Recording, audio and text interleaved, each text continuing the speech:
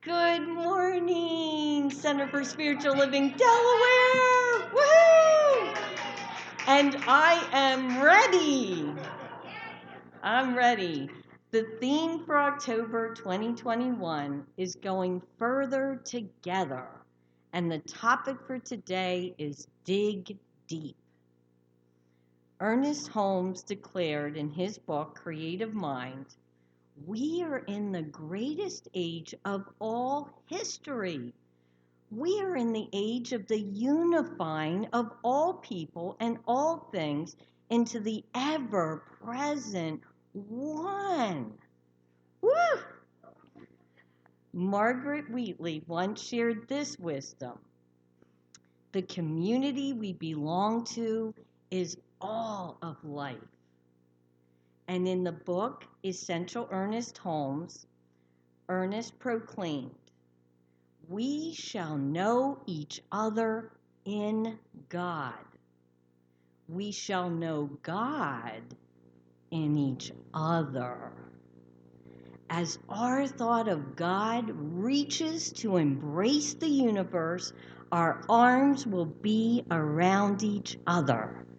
Let us embrace each other with these words of truth.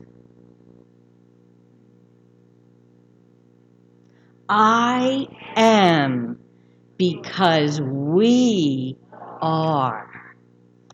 Woo! Oh, I just got God bumped. That was awesome.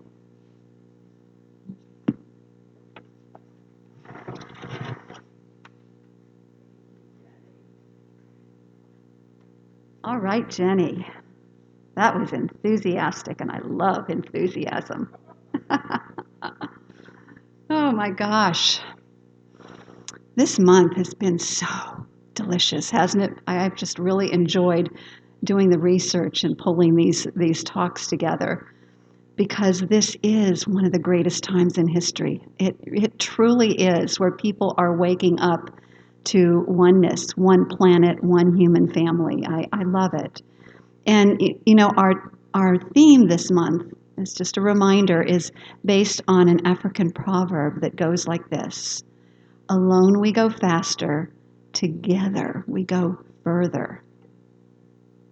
So as we continue to climb up the mountain of consciousness, we have all these beautiful images that we've been brought through the ages. It's important to keep in mind that the power of community, the power, I'm thinking right now of the spiritual community, what it's meant for me and the spiritual communities I've been a part of all along, how important it is to my spiritual growth, to our spiritual growth, to our awakening to a broader perspective. And that we are part of a larger organization that is worldwide, the Centers for Spiritual Living. And the great impetus in this greater organization to build a global consciousness, connecting with other faiths, with other New Thought communities, first and foremost, and then also with other faiths, other spiritual traditions, and actually people, whether they are maybe even non-faith people, who are interested in building this global community. The Parliament of World's Religions, which convened online this year, I think it was October 16th through 18th, is actually still accessible.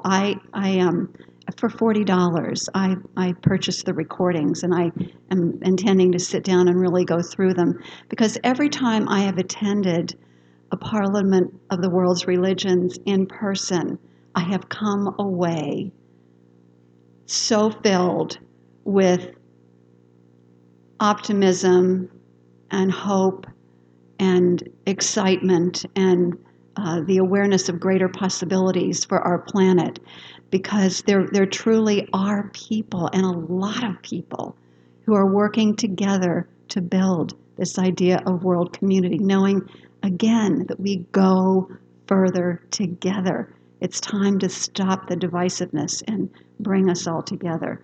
So I love that about the Parliament of World's Religions. And I know the last time I was there in person, that the talk was to continue to invite people of non-faith as well, too, who were interested in meeting the world's challenges, in actually taking action, not just talking about it. And so even through the times between the parliaments, there are different organizations connected with the parliament that are actively doing work on the planet. And that's, to me, that's very exciting. And I'm so grateful that we are actively a part of that. So here's the thing. I would like to actually start with a poem. And it goes like this. I dig, you dig, they dig, we all dig. Hey, Rev, that's really deep.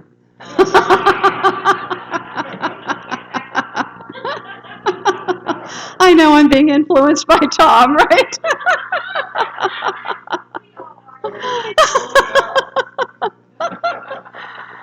Yeah, staying lighthearted is really important to me.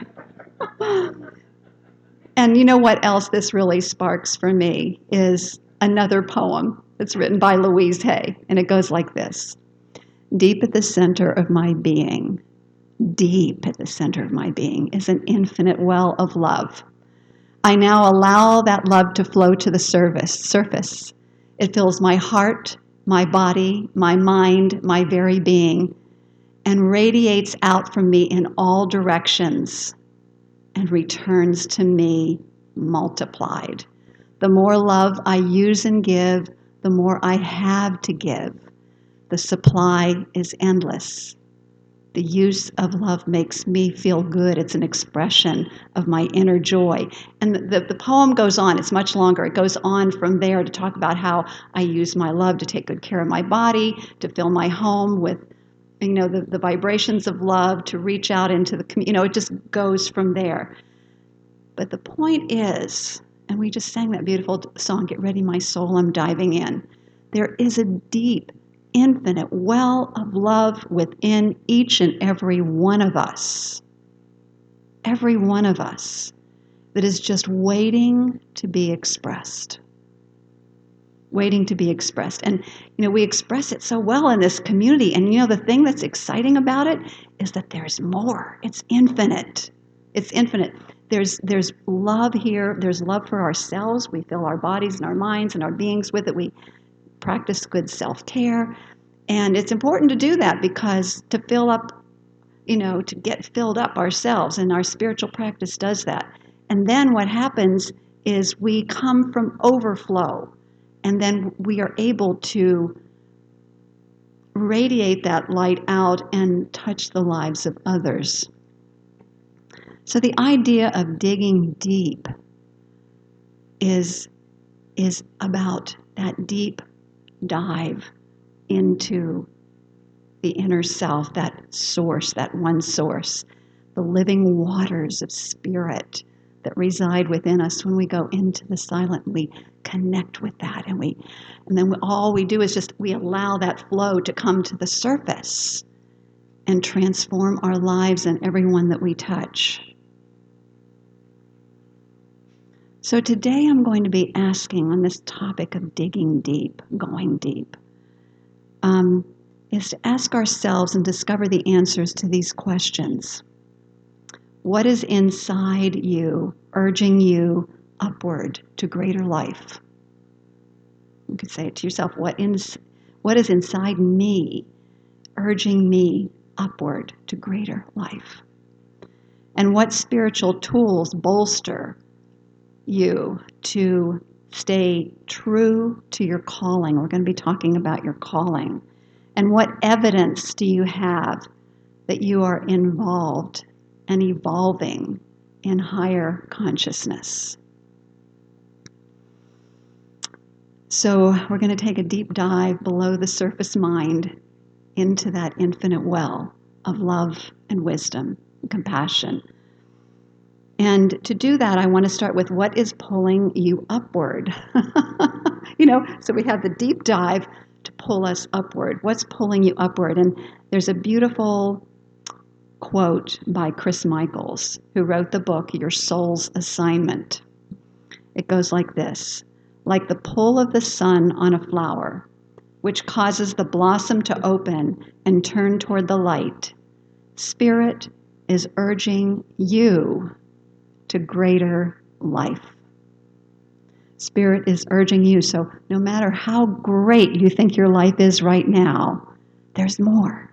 There's a greater expression, a newer version, a greater version of you that's waiting to be birthed. We are these ever-evolving beings, multidimensional. There's always a newer, higher version of who we are because we are on this eternal journey of evolution, conscious evolution. So you have within you, my friends, not only the voice of God, the voice of Spirit, the higher self, whatever you want to call it, urging you to greater life.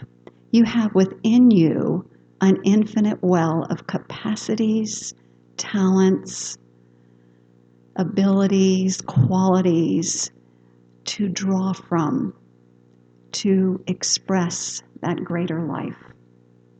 And so to access that wisdom and those capacities, this is what you want to stop doing. So listen to this. You want to stop saying, I don't know what to do with my life, or I don't know what to do in this situation. Start noticing when those kinds of statements come up, because those are limiting statements that cut off the connection to that flow of knowing.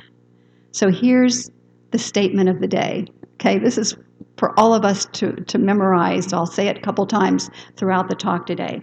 Something in me knows exactly what to do. So repeat that after me. Oh, let's stand up and let's say that with energy and enthusiasm. Something within me knows exactly what to do. Say it again. Something. All right, that's better. So when we speak that truth, we are speaking a universal truth, because it is true. There is something in you that does know, because you are one with the mind of the divine that knows all. Something within you always knows what to do. It's about connecting to that inner knowing. And so you've just spoken a universal truth, you've used the power of your word, and you've literally opened the floodgates so that wisdom can come to the surface. And in the process of saying it often, you also change the neurocircuitry in your brain. I'll bring in a little science here. The neurocircuitry in your brain. Your brain has neuroplasticity. It's able to change. So you're rewiring yourself to be that place in which that wisdom just flows naturally. And as you move through your day, you're just constantly in touch with that wisdom and that guidance. The power of your word allows that to happen. It's a natural state for it to flow to the surface and guide. It's our statements like, I don't know what to do, or I don't understand, that get in the way. Let's breathe. So as you meditate daily, remind yourself, something in me knows exactly what to do. Something in me understands, whatever it is. Know that's a connection, that's supporting your connection as you take your deep dive into the silence. And then listen. Listen not only in the silence for inspiration and ideas, listen throughout the day, because you've set up a connection, and so those inspirations can come at different points. And also know that your dissatisfactions also will point the way, because your dissatisfactions are that contrast that allow you to know what's not working and will give you inspiration as to the direction to go. So the important thing is to be patient with this process. And well, my P's are really, I think I'll pull this down a little. To be patient with the process, and to also be aware that Spirit is eternally calling, the Spirit within is eternally calling you.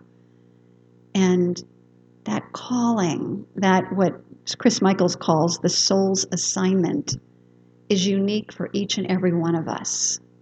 Each and every one of you has a unique calling, a unique soul's assignment. So when you begin to receive impressions, write it, draw it, whatever your mode is to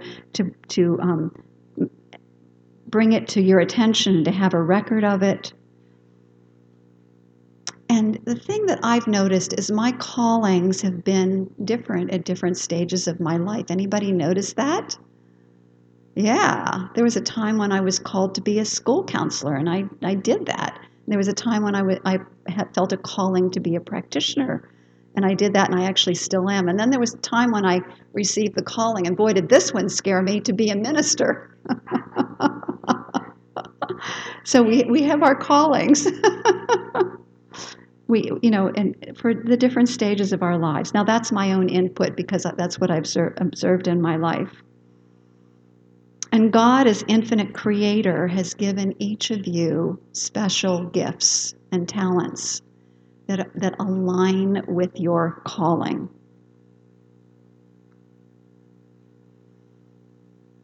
And here's one of the things that's so important. Following that calling, you are not alone. You have the ultimate partner, Spirit, God, that one source.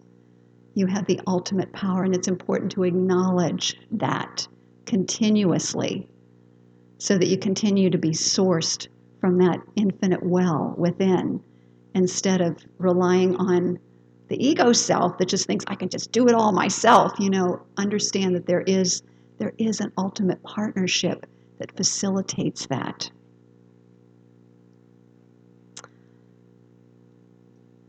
So when you attune to your calling, your soul's assignment, your life prospers. Your life prospers. You're free not only to prosper, but you come from overflow and effectively serve the world with your own unique gifts and talents.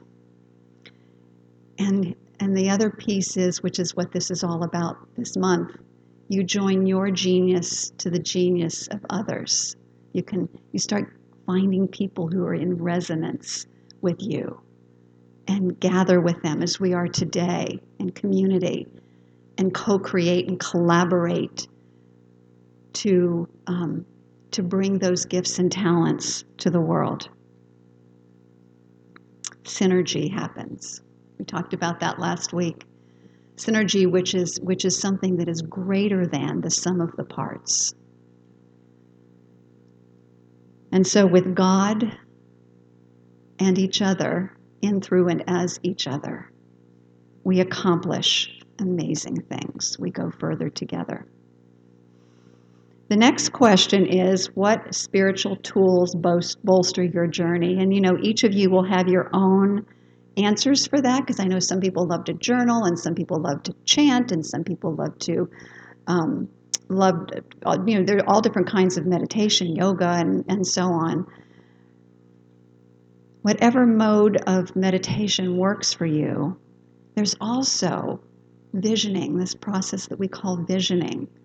So powerful, a wonderful spiritual tool to catch a higher vision for our lives, to hear the calling more clearly. An affirmative prayer that we use here the prayer, if you're new, you'll notice the way we pray is maybe a little different than what you're used to.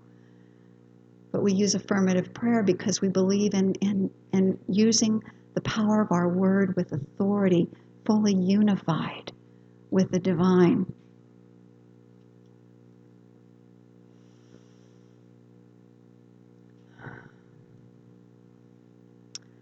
So as we do this, as we have a committed, disciplined, daily practice of prayer and meditation and visioning, journaling, whatever it is that you do, know that what you are doing is you are giving birth to a new version of yourself over and over and over again.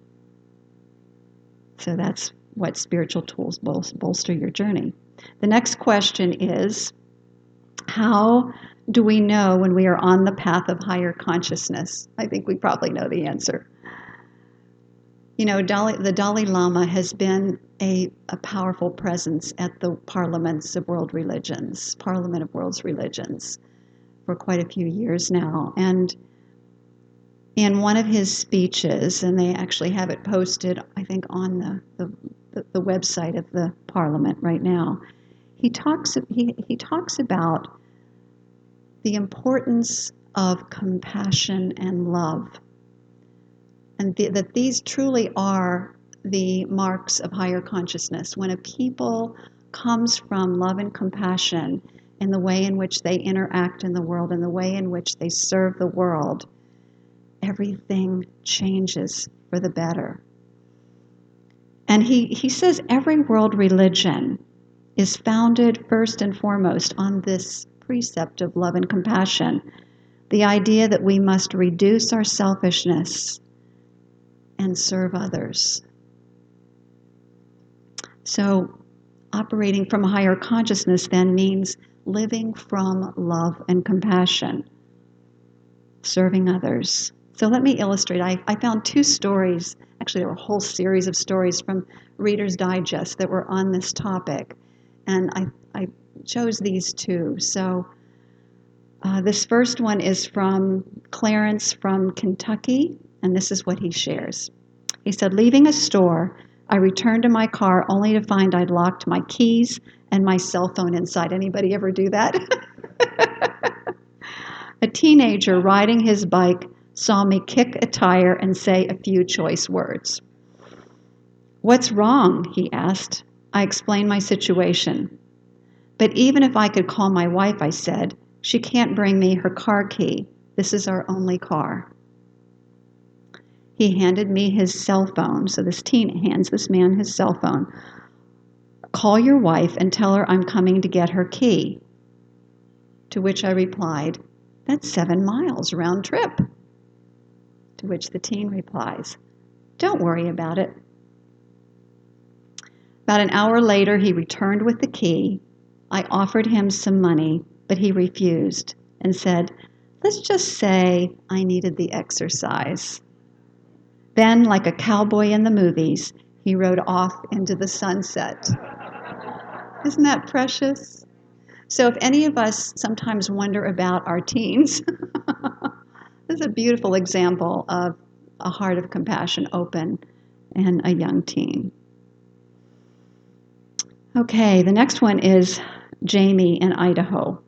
And she says, while going through a divorce, my mother fretted over her new worries. No income, the same bills, and no way to afford groceries. It was around that time that she started finding boxes of food outside our door every morning. This went on for months until she was able to land a job. We never did find out who it was that left the groceries for us, but they truly saved our lives. Touching stories of what the Dalai Lama is talking about, letting love lead the way to our to what it is that we do. And that's how we know we're operating in higher consciousness.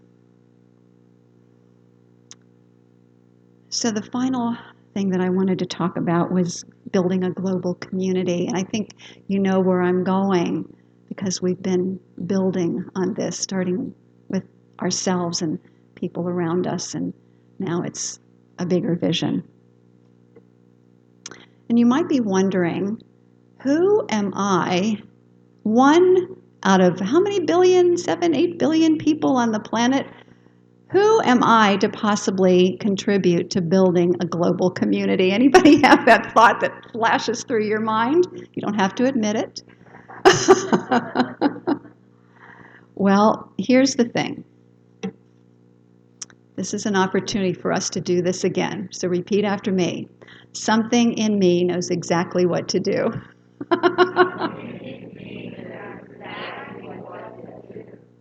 Yeah. That means for building global community. So the Dalai Lama again said this. This is his take on it. He said, I believe that to meet the challenge of our times, humans will have to develop a greater sense of universal responsibility. Each of us must learn to work not just for his or her own self, family, or nation, but for the benefit of all humankind. Universal responsibility is a real key to human survival, not only human survival, but thriving. It is the best foundation for world peace, the equitable use of natural resources, and the proper care of our environment. So to me, universal responsibility starts with this, is keeping our eyes on the divine within all people, within ourselves and with all people. Remembering that under the lampshades of our uniqueness, our ethnicities, our nationalities, our gender, our sexual orientation, whatever it might be, the divine, the spark of the divine is within everyone and everything. Every one of us is a brother and a sister of the Most High, the one source. I love to continue to be reminded of this. I know we've said all of this before, but it's important to keep going there because I find personally that I can get really triggered by what I see on TV. And I have to continually remind myself that, yes, there too is the divine. The divine spark is in there, despite what the person's behavior might be. And it's important for us to keep our eye on that and keep working toward this thing called global consciousness, global community. He calls it universal responsibility. And so when we do this, what I notice is then it naturally shows up in our thoughts, in our words, and in our actions, and in our discussions in all areas of life. And that means locally and globally, political, corporate, academic, religious, social. It extends out everywhere. It's not just something we talk about here or practice here on Sundays or in our gatherings that we have, other gatherings, classes, and circles. It's something that we become that. We become that global consciousness. So I have an illustration of building global community, and here's one that is happening locally in Spokane, Washington. It's called the FAVS Center. It's an inclusive community that fosters community dialogue and educating people about various faiths, ethics, and values. So part of this group is, this is a very diverse city. So it's made up of progressive and conservative Christians, Sikhs, Muslims, Buddhists, Baha'is, New Thought, they mention New Thought in there, and Hindu communities, as well as atheists and agnostics, and what they call nuns, the people who, it's kind of those who don't have any affiliation. And they bring their voices to the table. So this FAVS community is a safe space to ask questions of one another, to get to know someone from a different religion or life perspective. And through the interactions over the 8 years that they've been doing this, understanding, compassion, respect, and a sense of greater cohesiveness in the entire city has taken place. And Tracy Simmons, who's very much a part of this and one of the leaders, says that in her 8 years with that community, she has seen interfaith and non-faith friendships form, and people's theological and worldviews evolve, including her own. So that's happening at the local level. And I know there are other interfaith communities that are doing this. My prayer partner, Reverend Abigail Albert, and her husband, also Reverend Steve Albert, are very much a part of the San Diego poly interfaith community. And they are doing the same thing, and they've been doing it for quite a few years.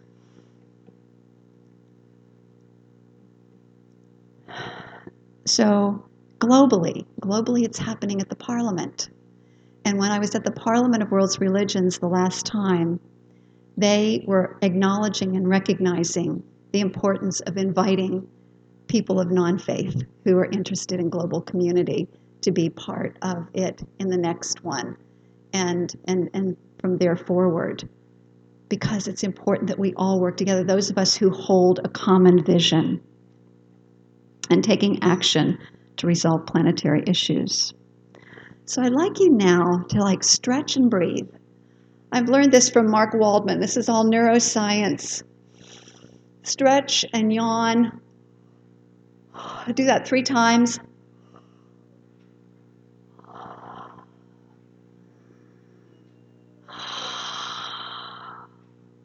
And then go into the silence and ask yourself, what is the greatest insight that I've received from the message today? What message is for me?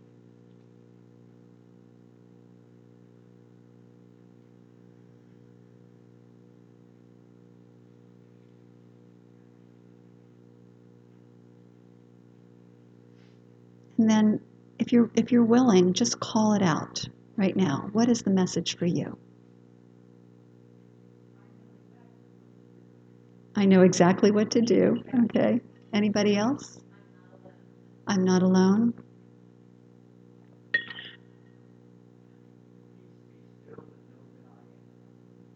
Be still and know that I am God.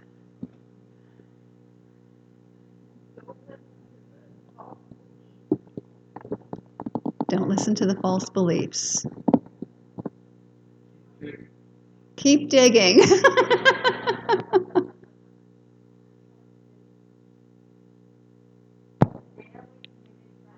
Daily committed practice. The divine is in everyone. And I know there are many more. So, right here and right now, the Center for Spiritual Living Delaware is a spiritual community committed to you individually, to us collectively, growing in this global consciousness, growing in our awareness of what our unique callings are. We are here dedicated to going further together, not only as community, but as global community. And as I take that in really on a very deep, deep level, it just makes me smile. And to this I say yes! And so it is. Namaste, my friends.